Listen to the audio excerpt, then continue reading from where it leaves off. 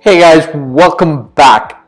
So, is it really a jungle of dodgy, dishonest, unscrupulous agents, sellers, and developers out there in the Dubai real estate market? Learn how to choose the ones who are going to not be dodgy, unscrupulous, and lying to you, okay?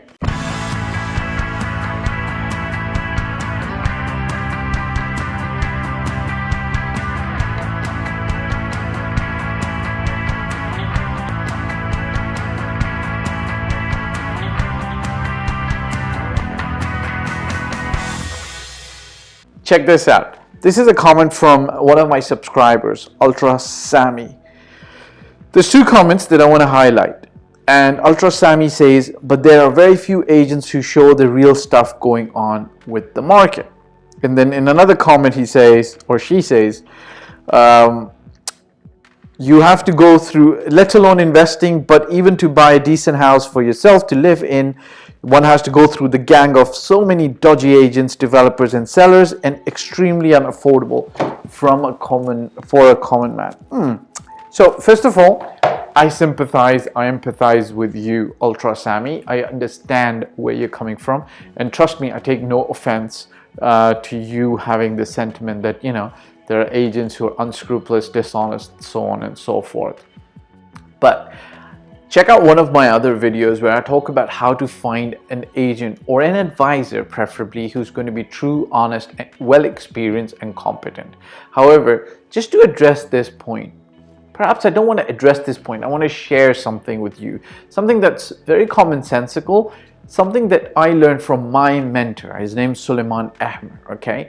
An American educated scientist, mentor to generals, billionaire business people, did some consulting work for the US Air Force as well, okay?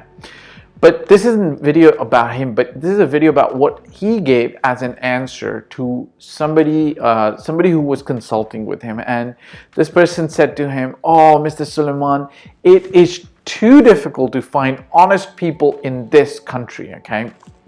He was referring to Pakistan. Pakistan is where originally I am from. I was born and raised in Dubai. I spent some time in Canada. But, you know, I'm from my ancestors, I'm from Pakistan, right? Part of me is from China, but that's besides the point. And then Mr. Suleiman had this answer to this person, okay?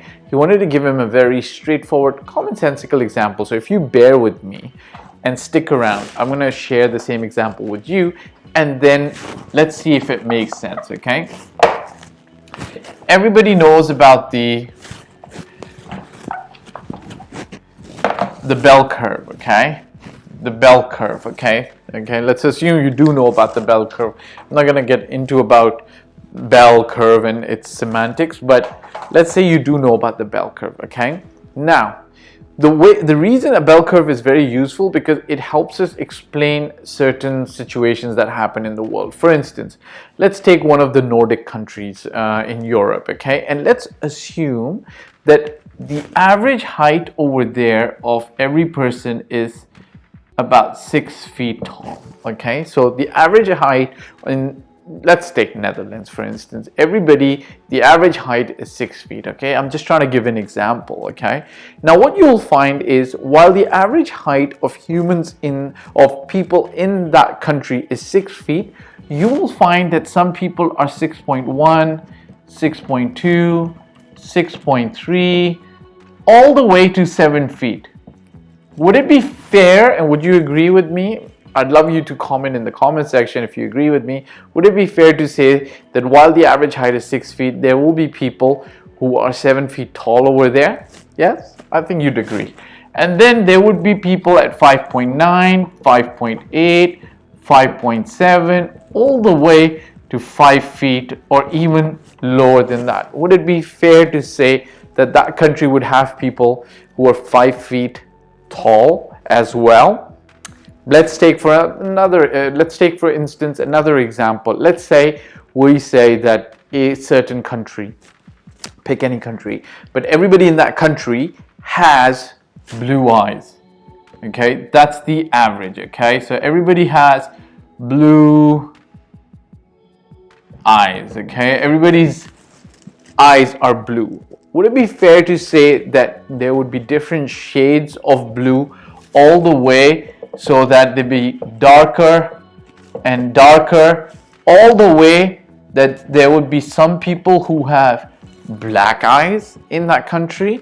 And would it be fair to say that there would be lighter shades to gray, green, and extremely light blue, like something that you can't even call light, right?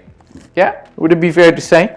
So now, what I'd love to do for everybody is to step out of the generalization. There's 5,000, roughly between 3,500 to 5,000 agents, brokers in Dubai. What has happened is you have to recognize that the Dubai market is almost 20 years old now. There are certain agents. I've been in the Dubai market since 2007. I did my first RERA, Real Estate Regulatory Agency certified course in 2008 when they announced it. So technically, I've been doing it for 12 years now, just in the Dubai market, okay?